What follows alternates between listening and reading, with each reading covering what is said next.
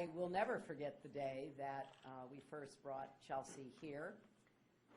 I brought her to visit when she was thinking about schools, but I knew as soon as she saw Stanford that this is where, if she were fortunate enough to be admitted, she would certainly choose to come.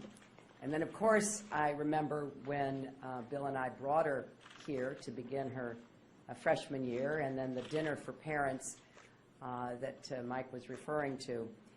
So it's a great treat to be back. And now that my daughter is a mother herself, you can imagine there's already talk, at least among one or two members of our family, since her husband's also an alum of Stanford, how good Charlotte would look one day in cardinal red. I am delighted to be here with some very distinguished guests. Secretary Schultz, Secretary Perry, thank you both for being here with us. Lainey, thank you, and Marcos, thank you, and others. It's really a great treat for me to be not only at the university, but at this particular institute as well. You have really made Stanford a center for national security scholarship, and that is the principal reason why I am here today. Yesterday's attack in Brussels was the latest brutal reminder that our fight against ISIS and radical jihadist terrorism is far from finished. More than 30 innocent people are dead, men and women hurrying to catch a plane, waiting for a train, or meeting a loved one. Hundreds more are wounded, including 3 Mormon missionaries from Utah, a U.S. Air Force officer, his wife, and 4 children, and other Americans. It's understandable that Americans here at home are worried.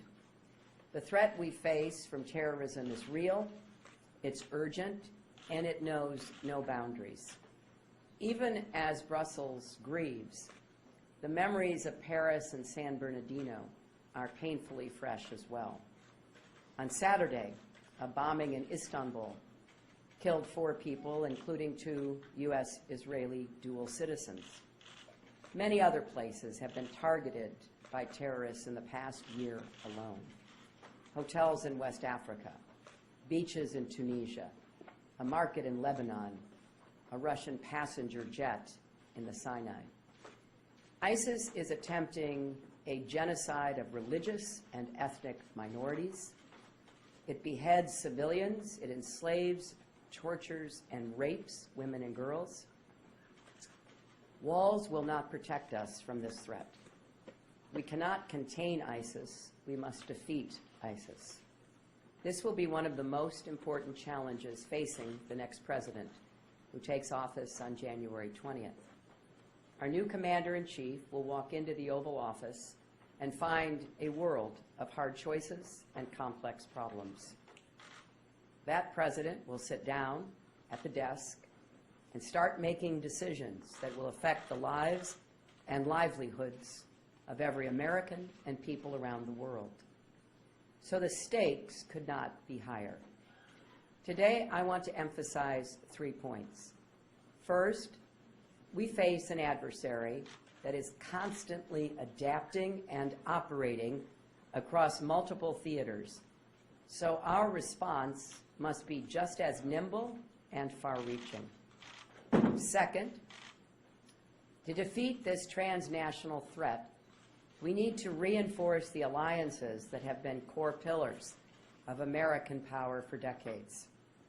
And third, we need to rely on what actually works, not bluster that alienates our partners and doesn't make us any safer. Let's begin by being clear about what we are facing. ISIS controls a shrinking but still sizable territory in Iraq and Syria. It leads a far-flung network that includes affiliates across the Middle East and North Africa, and cells in Europe, Asia, and even here in North America. It's also part of a broader ideological movement that includes other terrorist groups. We need to do battle on all these fronts. Last year, in speeches in New York and Minneapolis, I laid out a three-part plan to defeat ISIS in the Middle East, around the world, and here at home. Recent events have only reinforced the urgency of this mission. First, we do have to take out ISIS's stronghold in Iraq and Syria. We should intensify the coalition air campaign against its fighters, leaders, and infrastructure. Step up support for local Arab and Kurdish forces on the ground and coalition efforts to protect civilians. And pursue a diplomatic strategy aimed at achieving political resolutions to Syria's civil war and Iraq's sectarian divide. Second, we must dismantle the global network of terror that supplies money, arms, propaganda, and fighters. This means targeted efforts to deal with ISIS affiliates from Libya to Afghanistan. It means going after the key enablers who facilitate illicit financial transactions and help jihadists arrange travel, forge documents, and evade detection. And it means waging online battles with extremists to discredit their ideology, expose their lies, and counter their appeals to potential recruits in the West and around the world. Third, we must harden our defenses and build our resilience here at home. We need to counter each step in the process that can lead to an attack, deterring would-be terrorists and discovering and disrupting plots before they're carried out. Our enemies are constantly adapting, so we have to do the same. For example, Brussels demonstrated clearly we need to take a harder look at security protocols at airports and other sensitive so-called soft sites, especially areas outside guarded perimeters. To do all this, we need an intelligence surge, and so do our allies. We also have to stay ahead of the curve technologically. That does mean working with the brightest minds here in Silicon Valley to more effectively track and analyze ISIS's social media posts and map jihadist networks online. When other candidates talk about building walls around America, I want to ask them, how high does the wall have to be to keep the internet out? And we also have to tackle a thorny challenge that is top of mind here in the Bay Area, navigating the security and civil liberties concerns surrounding the encryption of mobile devices and communications. Impenetrable encryption provides significant cybersecurity advantages, but may also make it harder for law enforcement and counterterrorism professionals to investigate plots and prevent future attacks. ISIS knows this too. At the same time, there are legitimate worries about privacy, network security, and creating new vulnerabilities that bad actors, including terrorists, can exploit. There may be no quick or magic fix. In the Apple case, the FBI may have found a workaround, but there will be future cases with different facts and different challenges. So the tech community and the government have to stop seeing each other as adversaries and start working together to protect our safety and our privacy. A national commission on encryption, like Senator Mark Warner and Congressman Mike McCall are proposing, could help. And our security professionals could use the advice and talents of technology professionals to help us figure out how we do stay ahead of the terrorists. Our fight against radical jihadist terrorists will be long, and there is very real risk of future attacks here at home. But pursuing this comprehensive strategy will put us in the best position to defeat ISIS and keep our families and communities safe. You know, this is a very personal issue for me. Having served as a senator from New York on 9/11, having seen the horrors that were produced by a well-planned and executed attack on our country, knowing how important it is that we do stay ahead of those who wish to do us great harm, without panic, without paranoia, but with resolve, not to give in to the very behaviors that the terrorists are hoping to engender. We can't let fear stop us from doing what's necessary to keep us safe, nor can we let it push us into reckless actions that end up making us less safe.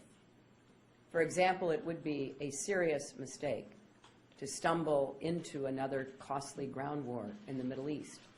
If we've learned anything from Iraq and Afghanistan, it's that people and nations have to secure their own communities. We can, and I argue, must support them, but we can't substitute for them. It would also be a serious mistake to begin carpet bombing populated areas into oblivion. Proposing that doesn't make you sound tough. It makes you sound like you're in over your head. Slogans aren't a strategy. Loose cannons tend to misfire. What America needs is strong, smart, steady leadership to wage and win this struggle. To do that, we need to strengthen America's alliances in Europe, Asia, and around the world. And that is the second point I want to emphasize. On 9/11, NATO treated an attack against one as an attack against all. On September 12th, headlines across Europe, most notably in Le Monde, proclaimed we are all Americans. There were very few planes in the air that day, but one was a British jet carrying the UK's top national security leaders to Washington to offer any help they could. Now it's our turn to stand with Europe. We cherish the same values and face the same adversaries, so we must share the same determination. This is especially true at a time when Europe faces multiple overlapping crises, from President Putin's aggression in Ukraine to the massive influx of refugees to continuing economic challenges to the rise of right-wing nationalist parties. We have made so much progress together toward the goal of a Europe that is free, whole, and at peace, and we can't risk letting it fall apart now. For decades, Republican and Democratic administrations have understood that America's alliances make us stronger. Secretary Shultz compared the slow, steady work of building diplomatic relationships to gardening. He knew that when you cultivate effective partners, you can harvest real rewards. Allies extend our reach, share intelligence, provide troops in conflicts like Afghanistan, offer bases and staging areas around the world for our military, and serve as a bulwark against competitors like Russia and China. And by the way, both Moscow and Beijing know our global network of alliances is a significant strategic advantage they can't match. NATO, in particular, is one of the best investments America has ever made. From the Balkans to Afghanistan and beyond, NATO allies have fought alongside the United States, sharing the burdens and the sacrifices. In the 1990s, Secretary Perry helped guide NATO's expansion based on the alliance's core tenets of collective defense, democracy, consensus, and cooperative security. They became known as the Perry Principles, and they're still at the heart of what makes NATO the most successful alliance in history. Turning our back on our alliances or turning our alliance into a protection racket would reverse decades of bipartisan American leadership and send a dangerous signal to friend and foe alike. Putin already hopes to divide Europe. If Mr. Trump gets his way, it'll be like Christmas in the Kremlin.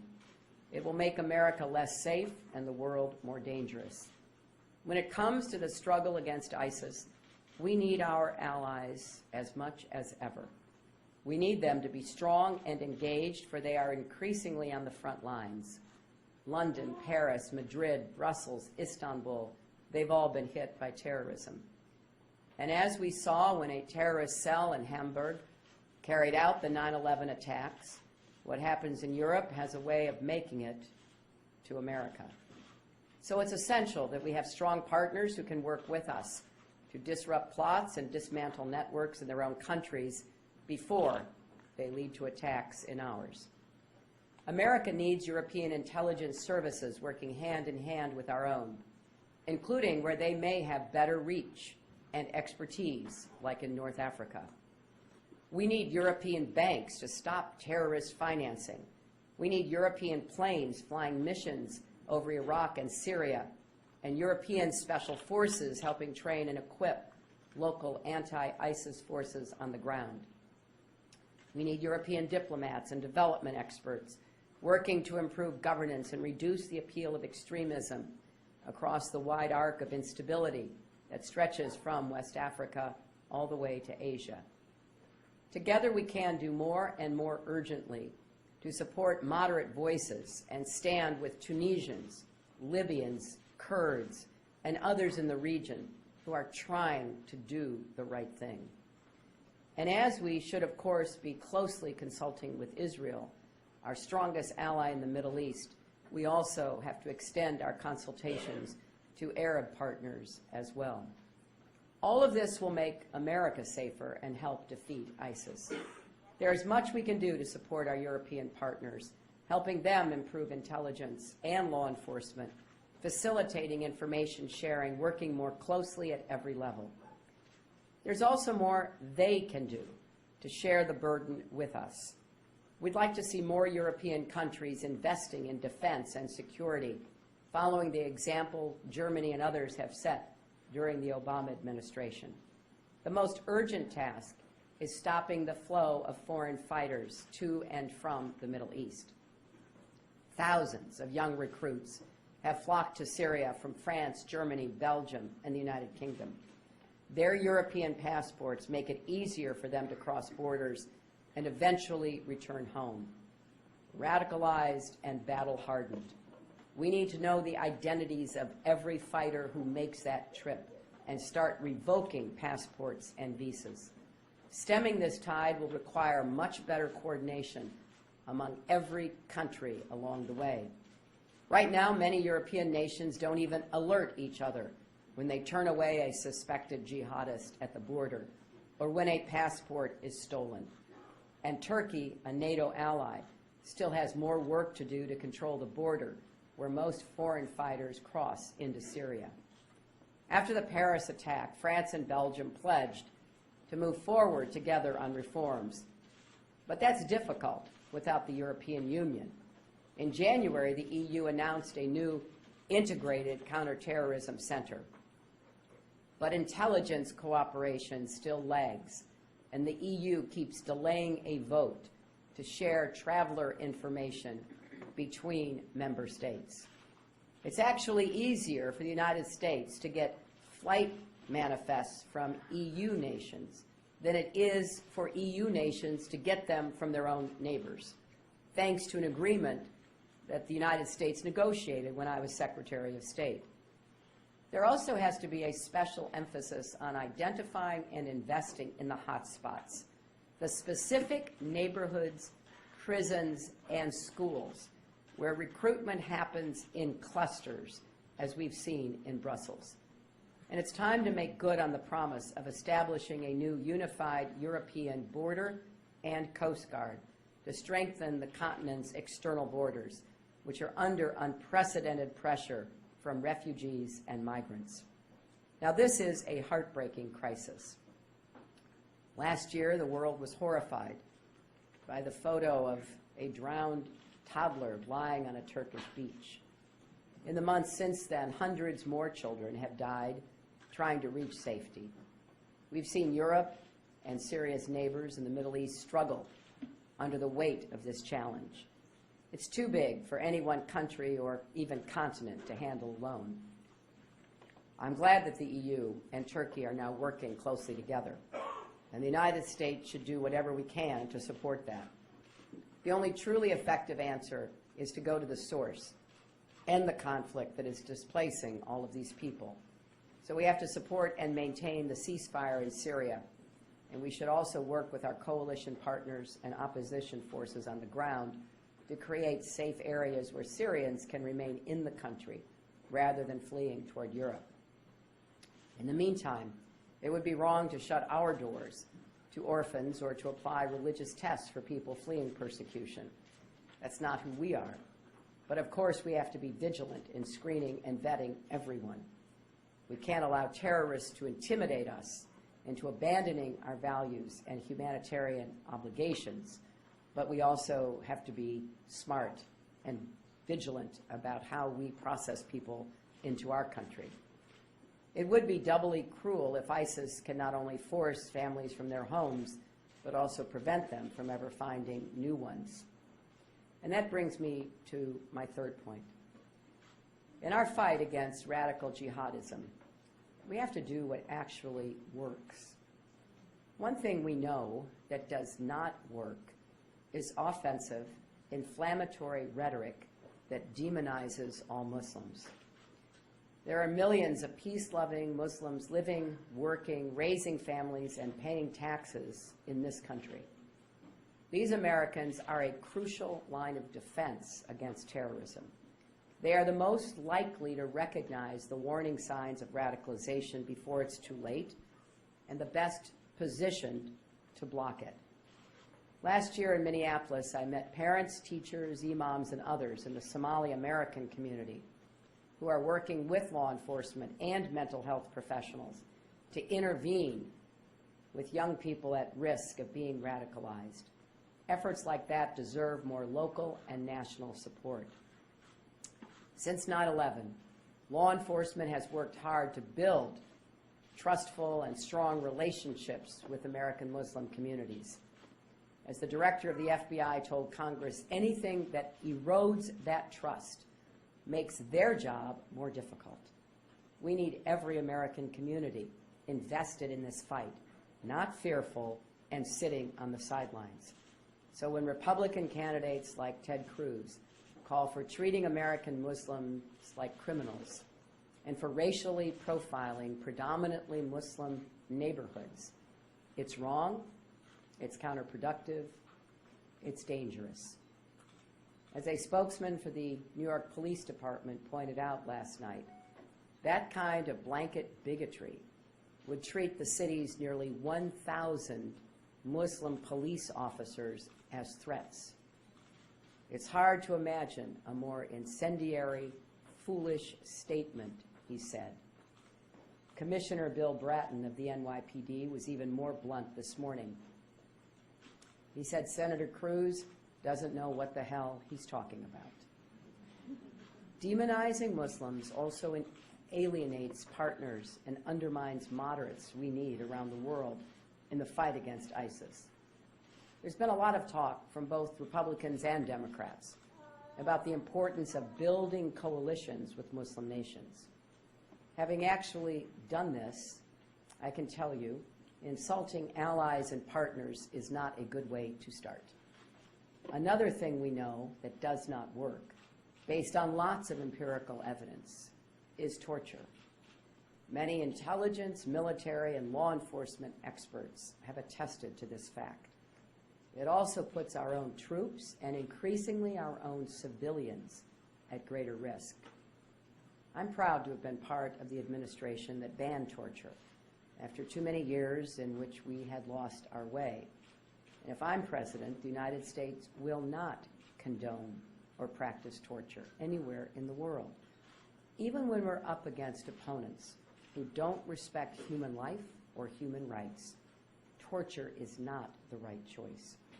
As Senator John McCain has said, the high standard to which we hold ourselves isn't about our enemies. It's about us. It's about who we were, who we are, and who we aspire to be. America is a great nation, and this is time for American leadership. Smart, strong, steady leadership. No other country can rally allies and partners to defeat ISIS and win the generational struggle against radical jihadist terrorism.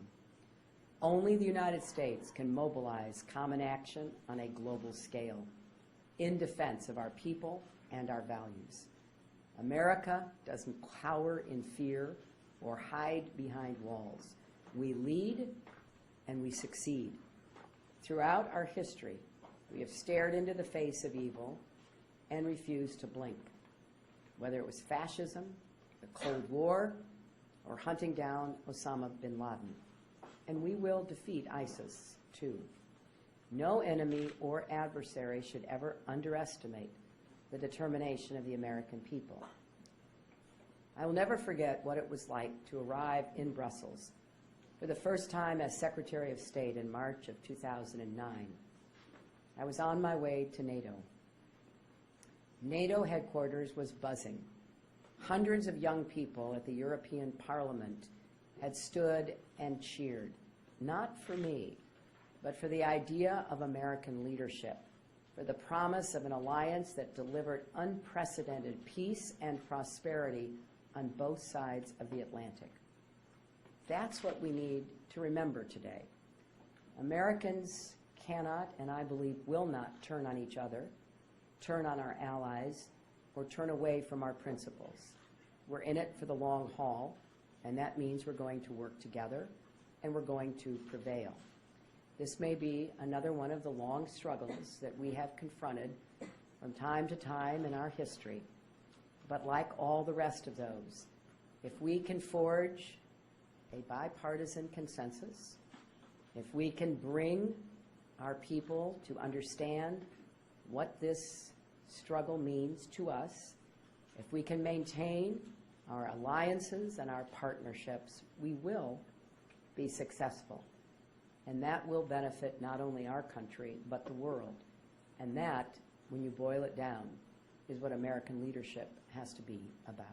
Thank you all very much.